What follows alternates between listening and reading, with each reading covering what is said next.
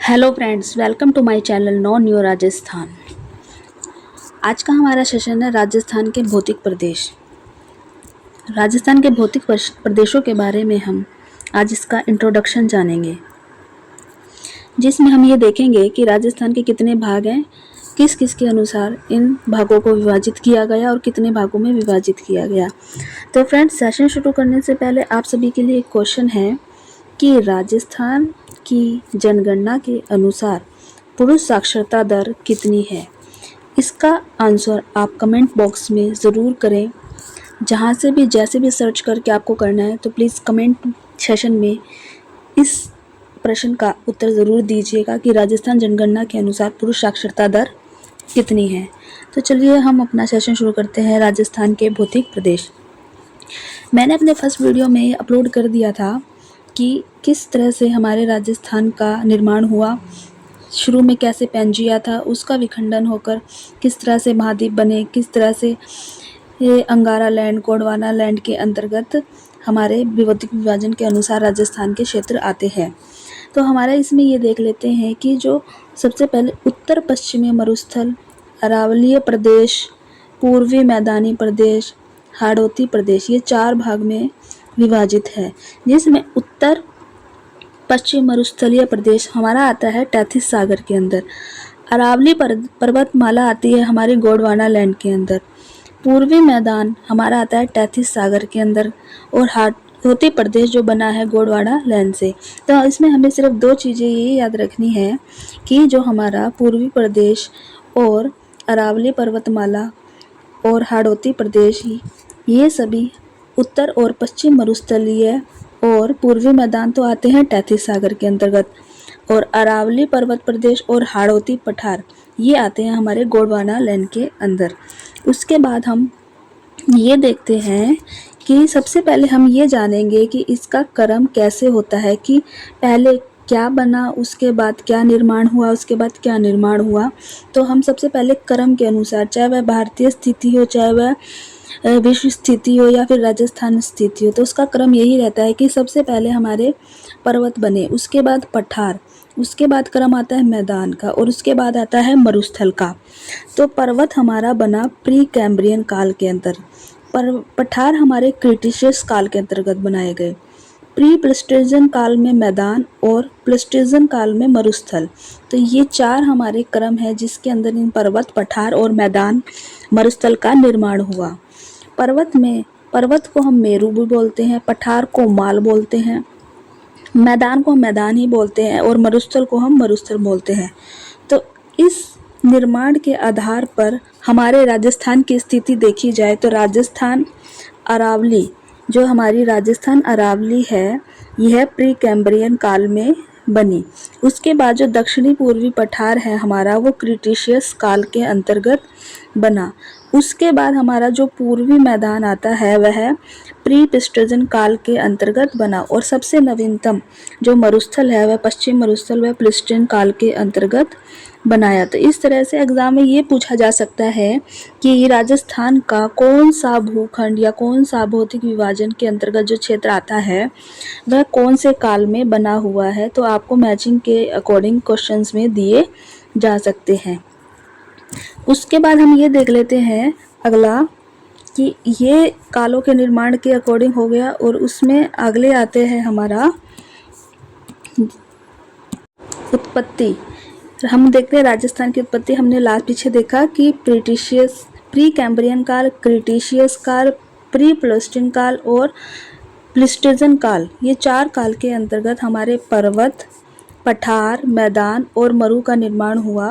जिसमें पर्वत में हमारी अरावली पर्वतमाला आती है, पठार में हमारे दक्षिणी पूर्वी पठार जिसे हम हाड़ौती का पठार भी बोलते हैं, और पूर्वी मैदान और पश्चिमी मरुस्थलीय, ये इनका क्रम है कि पहले अरावली, दूसरे नंबर पर पठार, तीसरे नंबर पर पूर्वी मैदान और चौथे नंबर पर आता है पश्चिमी मरुस्थल। इस तरह से हम इनका क्रम याद रख सकते हैं। उसके बाद हम ये देख लेते हैं कि किसके अकॉर्डिंग सबसे ज़्यादा किसने क्या विभाजन किया। राजस्थान में 1967 में प्रोफेसर BC मिश्रा ने राजस्थान को 7 भौतिक विभाजन किए। 1971 में डॉक्टर रामलोचन सिंह ने 2 भौतिक विभाजन किए और 1994 में प्रोफेसर हरिमोहन सक्सेना HM सक्सेना जिन्होंने 4 राजस्थान के भौतिक विभाजन किए, जो प्रेजेंट में सबसे लोकप्रिय माना जाता है, या ये कह सकते हैं कि सबसे ज़्यादा इन्हीं का भौतिक विभाजन हमारे राजस्थान में प्रयोग में लिया जाता है। तो 1967, 1971 और 1994 ये 3 इम्पोर्टेंट है, जो professor BC Mishra, doctor Ramlochan Singh और प्रोफेसर हरि मोहन सक्सेना के द्वारा राजस्थान में भौतिक विभाजन किया गया। तो आगे देखते हैं हम। सबसे पहले प्रोफेसर BC मिश्रा के अकॉर्डिंग 1967 में उनकी बुक थी राजस्थान का भूगोल, जिसके अंदर उन्होंने 7 विभाजन किए, जिसमें पहले नगरीय क्षेत्र, शुष्क मरुस्थलीय प्रदेश, अर्ध शुष्क क्षेत्र, पूर्वी औद्योगिक प्रदेश, चंबल क्षेत्र, अरावली और दक्षिण पूर्वीय कृषि क्षेत्र। इसके हम देख लेते हैं मैप के अकॉर्डिंग। इसमें सबसे पहला आता है हमारा पश्चिमी शुष्क मरुस्थलीय प्रदेश, जो आप ये देख सकते हैं, ये वाला हिस्सा हमारा आता है पश्चिमी शुष्क मरुस्थल के अंतर्गत। उसके बाद हमारा आता है नहरी क्षेत्र, ये वाला इस हिस्सा है हमारा नहरी क्षेत्र का। उसके बाद हमारी आती है पर्वतमाला, अरावली पर्वतमाला, जिसको हम यहाँ पर देख सकते हैं। उसके बाद ये है हमारा अर्ध शुष्क मरुस्थलीय प्रदेश। तो ये पहला, दूसरा, तीसरा, चौथा आ गया हमारा अर्ध शुष्क मरुस्थलीय प्रदेश। उसके बाद हमारा भौतिक विभाजन के अकॉर्डिंग आता है पूर्वी कृषि औद्योगिक क्षेत्र 5वें नंबर पर। 6ठे नंबर पर आता है चंबल वाला क्षेत्र हमारा आ जाता है। इस एरिया को हम चंबल वाला क्षेत्र देख सकते हैं। और दक्षिणी पूर्वी पठार, जो हाड़ौती का पठार है, वह हमारा आ जाता है 7वें नंबर पर। तो ये थे हमारे प्रोफेसर BC मिश्रा के अकॉर्डिंग विभाजन।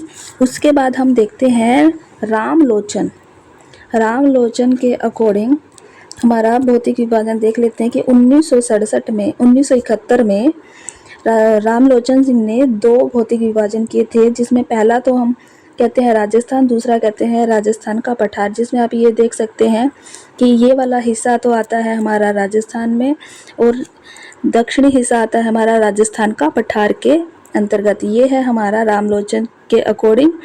उसके बाद आता है हमारा रामलोचन के अकॉर्डिंग राजस्थान के जो 2 हिस्से इन्होंने बांटे थे। राजस्थान में हमारा पहला आता है मरुस्थलीय और बागड़ क्षेत्र, और राजस्थानी के पठारी क्षेत्र में आता है अरावली और चंबल बेसिन। जो मरुस्थलीय है उसको 3 भागों में विभाजित किया हुआ है, और जो बागड़ क्षेत्र है उसको 12 खंडों में विभाजित किया गया है।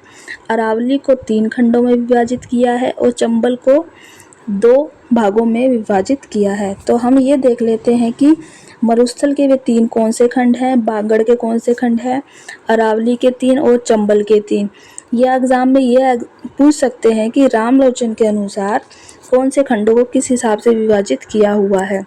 तो ये देख लेते हैं कि हमारा जो पहला आता है मरुस्थलीय, उसके अंदर 3 खंड कौन से आते हैं, जिसमें जैसलमेर, बाड़मेर और बीकानेर, ये 3 हमारे मरुस्थल के अंतर्गत आ जाते हैं। उसके बाद हमारा आता है बागड़ क्षेत्र, जिसे हम अर्ध शुष्क मरुस्थल भी बोलते हैं, जिसमें पहला आता है हमारा घग्गर, दूसरा आता है शेखावाटी, तीसरा आता है नागौरी, चौथा आता है लूनी बेसिन। ये हमारे 4 उपखंड आ जाते हैं अर्ध शुष्क के अंतर्गत। अरावली को 3 भागों में विभाजित किया गया, उत्तरी अरावली, मध्य अरावली और दक्षिण अरावली। उसके बाद जो हमारा चंबलीय क्षेत्र है, चंबल बेसिन, उसको 2 भागों में विभाजित किया हुआ है, उच्च और निम्न क्षेत्र के अनुसार। आगे आता है हमारे डॉक्टर हरिमोहन सक्सेना, जो सबसे इम्पोर्टेंट है, और इसी के अकॉर्डिंग हम अपनी पूरी ज्योग्राफी को पढ़ते हैं। हरिमोहन सक्सेना के अकॉर्डिंग इन्होंने 1994 में अपनी बुक राजस्थान का प्रादेशिक भूगोल, इसके अंतर्गत राजस्थान का विभाजन किया, जिसमें भौगोलिक संरचना एवं उच्चावच के आधार पर राजस्थान का विभाजन 4 भागों में किया है, जिसका हम अध्ययन पूरी ज्योग्राफी के अंदर उसी के अकॉर्डिंग करते हैं, और यह सर्वमान्य भौगोलिक विभाजन है। तो ये देखते हैं कि इनके अकॉर्डिंग सबसे पहला आता है हमारा पश्चिमी मरुस्थल, दूसरे नंबर पर आता है हमारा अरावली पर्वतमाला, तीसरे नंबर पर आता है हमारा पूर्वी मैदान और चौथे नंबर पर आता है हमारा हाड़ौती प्रदेश। तो ये थे हमारे हरि मोहन सक्सेना के अकॉर्डिंग राजस्थान के 4 भौतिक विभाजन, जिसका हम एक एक भाग को लेकर विस्तृत विवरण करेंगे और हमारा नेक्स्ट वीडियो होगा हमारा पश्चिमी मरुस्थल के लिए। तो फ्रेंड्स, अगर आपको मेरा लेक्चर अच्छा लगता है, शॉर्ट वीडियोस आपको पसंद आते हैं तो प्लीज़ चैनल को सब्सक्राइब करें, लाइक करें, शेयर करें। इसी तरह से मेरे शॉर्ट्स वीडियो आते रहेंगे और हमारा अगला लेक्चर होगा पश्चिमी मरुस्थल के लिए विस्तृत। Thank you friends.